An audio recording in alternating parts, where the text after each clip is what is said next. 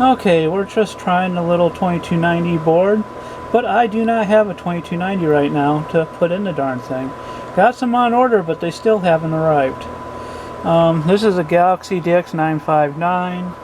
You know, we got the little 290 board installed, but I got a SD1446 installed in there.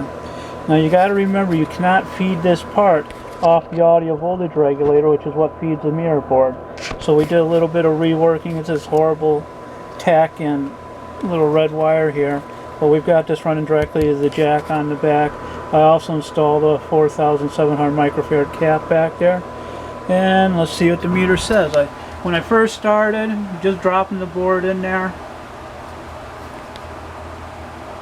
still not focusing that well.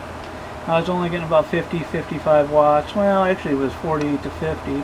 After a bunch of playing, tinkering, tuning, we got it doing hello audio.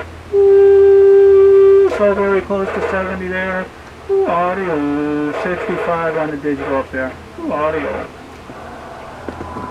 So yeah.